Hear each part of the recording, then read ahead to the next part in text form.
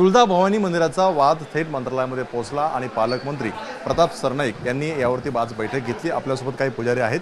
आज तुमची पालकमंत्र्यांसोबत मंत्रालयात बैठक पार पडली, काय नेमकं बैठकीत झालं, समाधान झालं का? पहिल्यांदा सांगू इच्छिते की कुठला वाद नाही, कारण तिन्ही मंडळाचा एकच मत आहे की जो शिल्पाबद्दल ते किंवा तो जो 2 दिवस न्यूज चालले की बाबा भारत माता, त्या संदर्भात सांगतो भारत माता हे वाक्य चुकून आलेलं आहे। मंदिर संस्थेने त्याचे खंडन करून आम्हाला शुद्धपत्र काढले आणि त्याच्यावर आम्ही समाधानी आहे।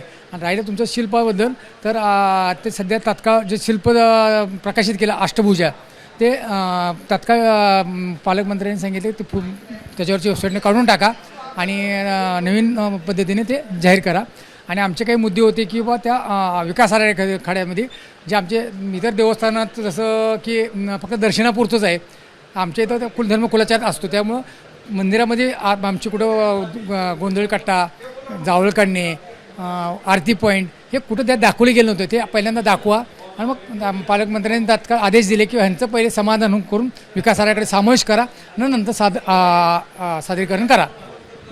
खरं तर पुजाऱ्यांच्या वेगवेगळ्या भूमिका पाहायला मिळत होत्या। त्यामध्ये सगळ्यात मोठा भारत माताचा मुद्दा समोर आलेला होता आणि पूजेचा मुद्दा आला होता। याचं निवारण झालं आहे काच?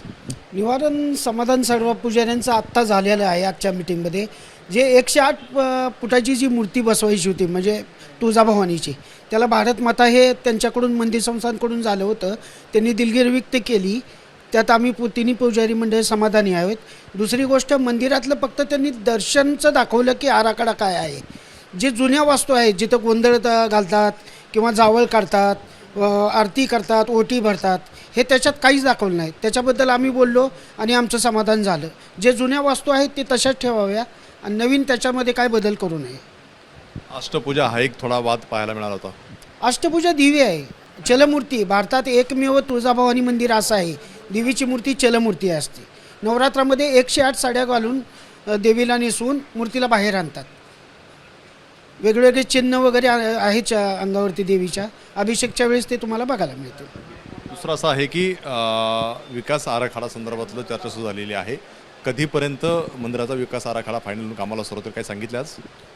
सर्वांग साहेबांच्या त्या बैठकीमध्ये असं आम्हाला दाखवलं, पण आम्हाला असं वाटतं की विकास हा तुळजापूर शहराचा व्हावा। असं होतं की मंदिराच्या पाठीमागच्या बाजूला हा विकास होतो आहे आणि तुळजापूरच्या जे स्थानिक लोक आहेत त्यांच्या उपजीविकेचा प्रश्न खूप मोठा निर्माण होण्याचा प्रश्नचिन्ह आहे की तो विकास व्हावा, पण तुळजापूर शहरात व्हावा। तो विकास होतो तुळजापूरपासून 2 किलोमीटरवर, तर हे काही योग्य नाही असं वाटतं। मी आज भूमिका मांडली ती?